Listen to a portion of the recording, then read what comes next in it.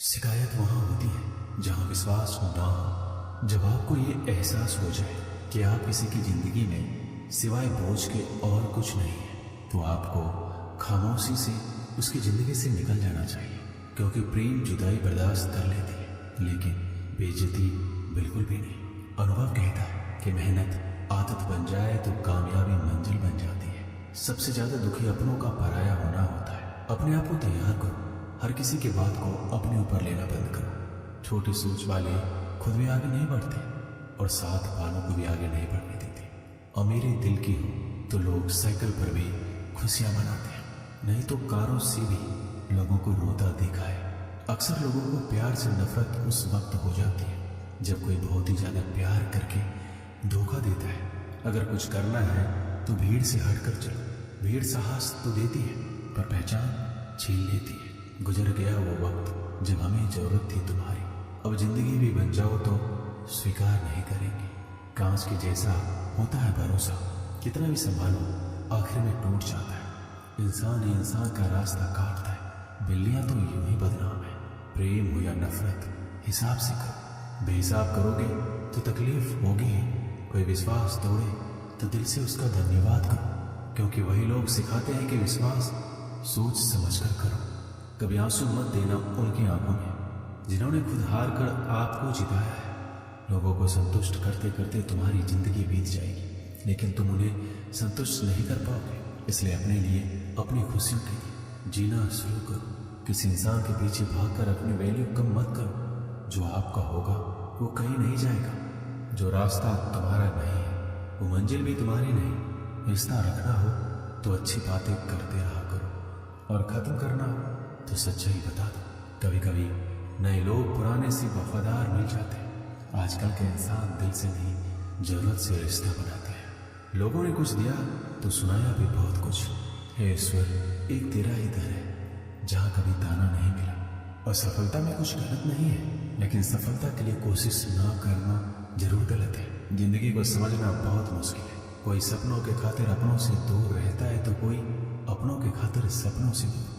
ना फिसलो इस उम्मीद में कि कोई तुम्हें उठा लेगा। सोचकर मत डूबो कि तुम्हें कोई बचा लेगा। देखा तुम्हारी मुसीबत में तो हर कोई मजा लेगा। अपना गम सोच समझकर बांटना चाहिए। दुनिया में हमदर्द कम और सिरदर्द ज्यादा मिलते हैं। अगर हालातों पर आपकी पकड़ मजबूत है तो जहर उगलने वाला भी आपका कुछ उखाड़ नहीं सकता। इंसान नीचे बैठा दौलत गिनता है। कल इतनी थी, आज इतनी बढ़ गई। ऊपर वाला हंसता है और इंसान की सांसें गिनता है। कल इतनी थी और आज इतनी हो गई। रिप्लाई ना मिलने पर भी अगर आप मैसेज कर रहे हैं तो समझ लीजिए कि बुद्धि भ्रष्ट हो चुकी है आपकी। सवाल करने वाले तो बहुत मिलते हैं, लेकिन बिना सवाल किए ख्याल रखने वाले नसीब से मिलते हैं। जो आपके शब्दों का मूल्य नहीं समझता उसके सामने मौन रहना ही बेहतर है। जो दिल से उतर गए फिर क्या फर्क पड़ता है कि किधर है कोई भी सफर कभी खत्म नहीं होता। या तो रास्ता बदल जाता है या फिर वास्ता ही खत्म हो जाता है।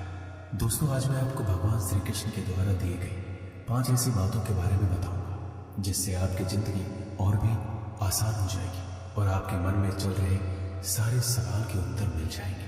श्री कृष्ण कहते हैं, लोग क्या कहेंगे इस बारे में विचार करके ही कार्य करने चाहिए। ये गीता का सबसे क्रांतिकारी संदेश है, क्योंकि आज के मोटिवेशनल स्पीकर कहते हैं कि लोग क्या कहेंगे इसकी परवाह मत करो। लोगों का तो काम है कहना। लेकिन जो दुनिया के सबसे बड़े मोटिवेशनल स्पीकर है, यानी कि स्वयं श्री कृष्ण, जब महाभारत में अर्जुन कहते हैं कि माधव, ये सब मेरे चाचा ताऊ हैं, मेरे गुरु हैं, मैं इनको नहीं मार सकता, मैं युद्ध नहीं करूंगा, तो श्री कृष्ण कहते हैं, हे पार्थ, मन की इस दुर्बलता को त्याग दो, नपुंसकता को प्राप्त मत हो, गांडी उठाओ और युद्ध करो। क्योंकि अगर तुम इस युद्ध भूमि में आकर युद्ध नहीं लड़ोगे तो लोग तुम्हें युगों युगों तक कायर और डरपोक कहेंगे। तो श्री कृष्ण यहाँ अर्जुन से कह रहे हैं कि अगर युद्ध नहीं करोगे तो दुनिया तुम्हें कायर कहेगी। इससे आप खुद समझ सकते हैं कि लोग क्या कहेंगे। इस बात की परवाह करनी चाहिए, क्योंकि अगर किसी को लोगों के गलत कहने का भय नहीं होगा तो वो गलत और अनैतिक काम करने से पहले सोचेगा ही नहीं। तो अगर 1-2 लोग आपको कुछ उल्टा सीधा कहते हैं तो उसकी मत सुनो, लेकिन अगर सभी लोग आपको गलत बोलते हैं तो ये मत कहो कि लोगों का काम है कहना। अपने अंदर झांको और देखो कि आप कहाँ पर गलती कर रहे हैं। श्री कृष्ण दूसरी बात कहते हैं, इंसानियत के सिवा इस दुनिया में कुछ भी नहीं रहता है। इंसान जब पैदा होता है तब वो नंगा आता है, जब वो मरता है तब उसको ऐसे ही जला दिया जाता है, उसके साथ में कुछ भी नहीं जाता। जिंदगी में आपको जो कुछ भी यहाँ आने पर मिला है वह आपके आने से पहले किसी और का था, और जब आप यहाँ से चले जाओगे तो किसी और का हो जाएगा। जो पैसे आपके पास है, जो नाम आज आपके पास है और जिस पोजीशन पर आप हैं, उस पोजीशन पर आपसे पहले यहाँ कोई और था। आज भले ही आप, लेकिन कल कोई और आपसे वो छीन लेगा। दोस्तों, यही सृष्टि का नियम है और ये भागवत गीता की सबसे बड़ी सीख है जो हर एक आदमी को समझना चाहिए। तो अगर बदलाव ही इस दुनिया का नियम है तो ऐसी कौन सी चीज है जो हमेशा रहती है? तो कोई ऐसी चीज जरूर होगी जो हमारे मरने के बाद इस दुनिया में रहेगी। वो चीज है इंसानियत। सबसे पहले आप एक अच्छे इंसान बनिए। हर एक मनुष्य उस परमात्मा का अंश है और हम सीधे तौर पर उस परमात्मा से जुड़े हुए हैं। दोस्तों, हमारी आत्मा कभी गलत नहीं हो सकती, पर हम शरीर के सुखों के लिए गलत कर्मों को करने में लग जाते हैं और उनका नतीजा भी गलत होता है। आज हमारे पास जो कुछ भी है, चाहे हमारा प्यार हो, कोई रिश्ता या फिर पैसा या नाम, वो सब हमसे एक न एक दिन छिन जाएगा या दूर चला जाएगा। यही सृष्टि का नियम है। जो कल किसी और का था आज आपका है, लेकिन जो आज आपका है वो आने वाले दिनों के बाद किसी और का हो जाएगा। इसलिए किसी भी चीज का अहंकार ना करें और हर एक व्यक्ति के साथ आदर के साथ पेश आए। श्री कृष्ण तीसरी बात कहते हैं कि कर्म करो, फल की इच्छा मत करो। मनुष्य कर्मों के बंधन से बंधा हुआ है। हम एक क्षण भी बिना कर्म किए नहीं रह सकते। जब हम सोते हैं तब भी हमारा मन काम करता है। मनुष्य कभी कर्म किए बिना नहीं रह सकता, लेकिन अगर जीवन में तरक्की करनी है तो मनुष्य को निष्काम भावना के साथ अपना कर्म करते जाना चाहिए। फल की कोई भी इच्छा नहीं रखना चाहिए। ज्यादातर लोग जब कोई काम करते हैं तो हमेशा इस भावना के साथ करते हैं कि इस कार्य को करने से मुझे भविष्य में कुछ लाभ मिलेगा कि नहीं। लेकिन श्री कृष्ण कहते हैं फल की इच्छा रखने में इंसान में कामुकता बढ़ती है और वह इंद्रियों के अधीन हो जाता है। इसलिए हमें कर्मयोग के सिद्धांत का अनुसरण करना चाहिए। कर्मयोग यानी बिना फल की इच्छा किए कर्म करना चाहिए। बिना इच्छा के कर्म करने का एक फायदा यह भी होता है कि आप काम पर ज्यादा ध्यान दे पाते हैं। श्री कृष्ण चौथी बात बताते हैं, लड़ाई से डरने वाले मिट जाते हैं। जिंदगी एक उत्सव है, संघर्ष नहीं। यदि आप अपनी जिंदगी को संघर्ष समझते हैं तो निश्चित ही वह संघर्षमय होने वाली है। हालांकि जीवन के कुछ मोर्चों पर व्यक्ति को लड़ने के लिए हमेशा तैयार रहना चाहिए।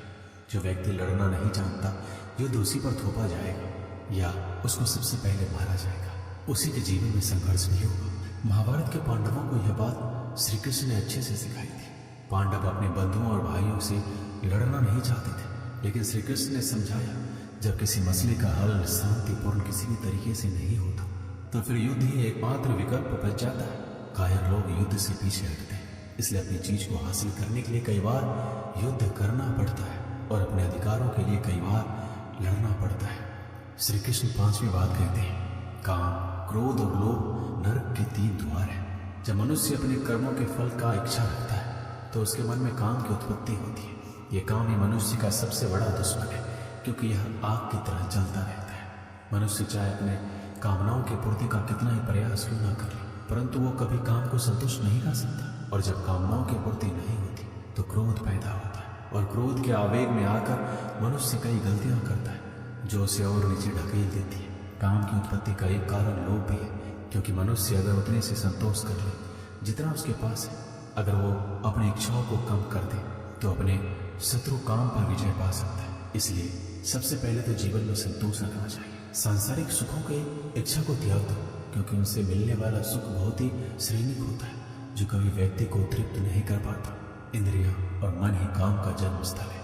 इसलिए अगर काम रूपी इस दुश्मन को हराना है तो अपने इंद्रियों को वश में करना सीखो और उन्हें भगवान में लगाओ। एक समय की बात है, अफ्रीका महाद्वीप में हीरो की कई खानों की खोज हो चुकी थी, जहाँ से बहुतायत में हीरे प्राप्त हुए थे। वहाँ के गांव में रहने वाला किसान अक्सर उन लोगों की कहानियां सुना करता था जिन्होंने हीरो की खान खोजकर अच्छे पैसे कमाए और अमीर बन गए। वह भी हीरे की खान खोजकर अमीर बनना चाहता था। एक दिन अमीर बनने के सपने को साकार करने के लिए उसने अपना खेत बेच दिया और हीरो की खान की खोज में निकल पड़ा। अफ्रीका के लगभग सभी स्थान छान मारने के बाद भी उसे हीरो का कुछ पता नहीं चला। समय गुजरने के साथ उसका मनोबल गिरने लगा। उसे अपना अमीर बनने का सपना टूटता दिखाई देने लगा। वह इतना हताश हो गया कि उसके जीने की तमन्ना ही समाप्त हो गई और एक दिन उसने नदी में कूदकर अपनी जान दे दी। इस दौरान दूसरा किसान, जिसने पहले किसान से उसका खेत खरीदा था, एक दिन उसी खेत के मध्य बहती छोटी नदी पर गया। उस नदी के पानी में से इंद्रधनुषी प्रकाश फूटता दिखाई पड़ा। उसने ध्यान से देखा तो पाया कि नदी के किनारे एक पत्थर पर सोने की किरणें पड़ने से वह चमक रहा था। किसान ने झुककर वो पत्थर उठा लिया और घर ले आया। वह खूबसूरत पत्थर था। उसने सोचा ये सजावट के काम आएगा और उसने उसे घर पर ही सजा लिया। कई दिनों तक वह पत्थर उसके घर पर सजा रहा। एक दिन उसके घर एक मित्र आया। जब उसने वह पत्थर देखा तो हैरान रह गया। उसने किसान से पूछा, मित्र, तुम इस पत्थर की कीमत जानते हो? किसान ने जवाब दिया, नहीं, मेरे ख्याल से ये हीरा है, शायद अब तक खोजे गए हीरों में सबसे बड़ा हीरा है। किसान के लिए इस बात पर यकीन करना मुश्किल था। उसने अपने मित्र को बताया कि उसे यह पत्थर अपने खेत की नदी के किनारे मिला है।